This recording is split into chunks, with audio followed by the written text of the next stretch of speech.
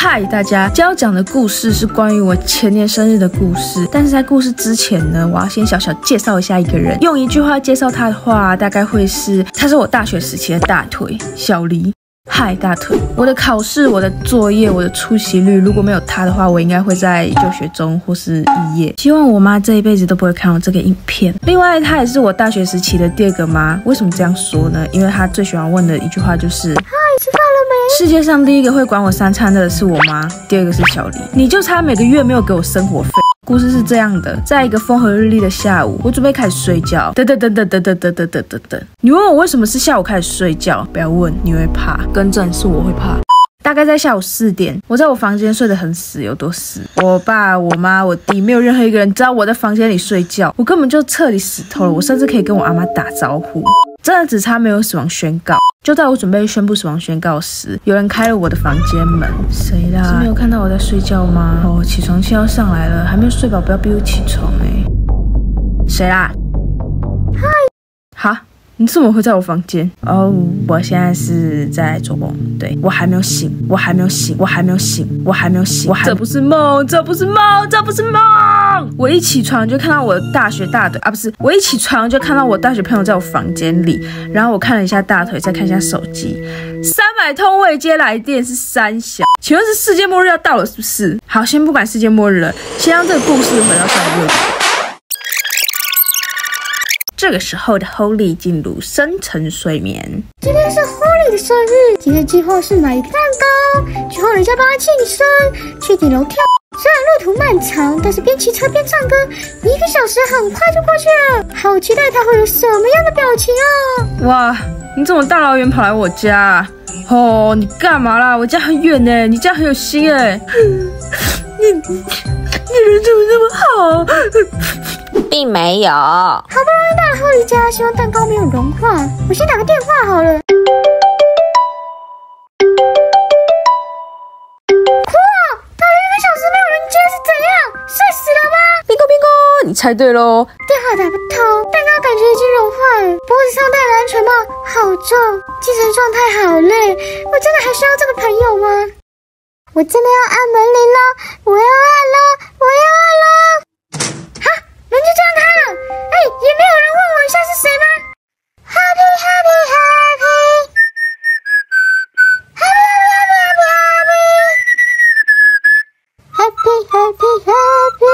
哈，到 Holly 家了，为什么门是开的？一进门就看到 Holly 的弟弟。你谁啊？哈，我是你不知道我是谁，你还开门啊？这不是小黎吗？阿姨你好，我是来帮她庆生的，快进来！但她好像还没回家哈，她应该在房间睡觉。世界上如果有100种安静的方法，这会是第101种。后面的故事就是小黎来我的房间叫醒我，跟我的家人们一起愉快的吃着半融化的蛋糕。不是融化怪谁啊？怪我，都是我的错。你一点反省的样子都没有啊！你在我家楼下等了多久啊？1个小时。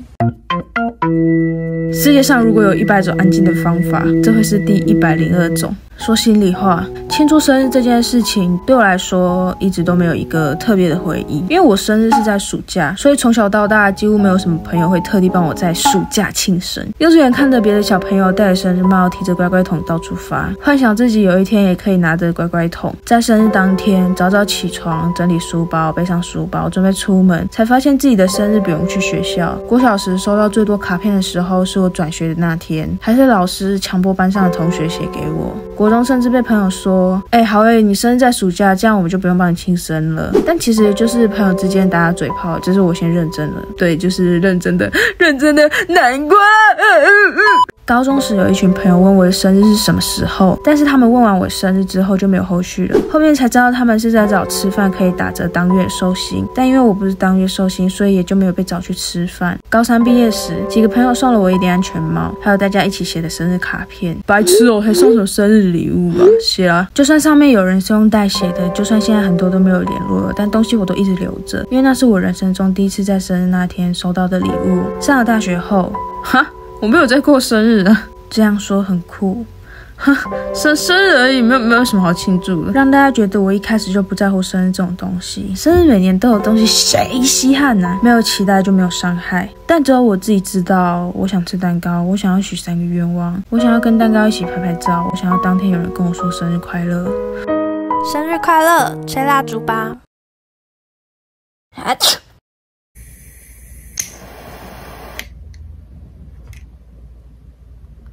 生日快乐！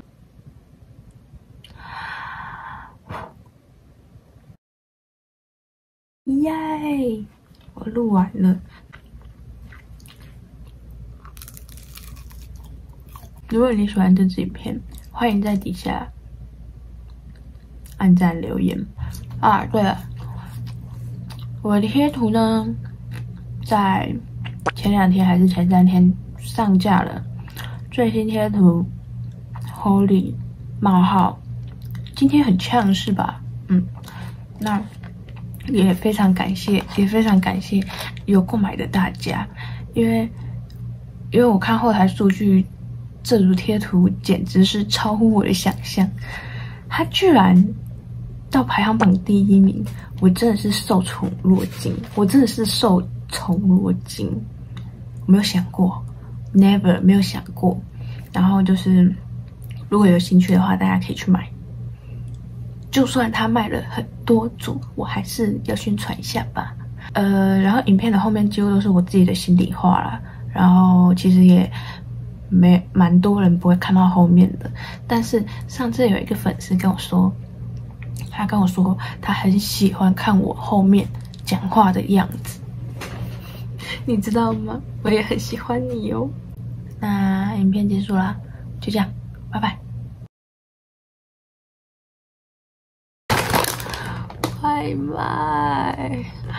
外卖，前置这什么？个礼拜饭。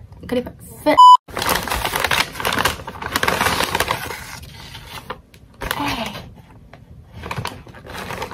这个有点少了吧？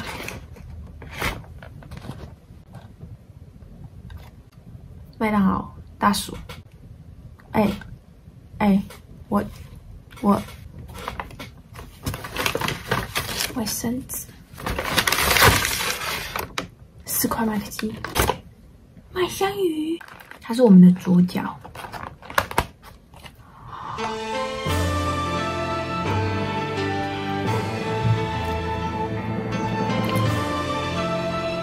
太完美了吧！完美的，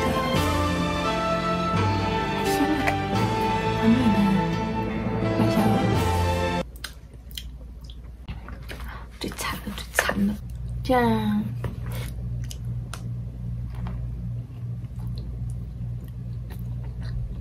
还是一样好吃。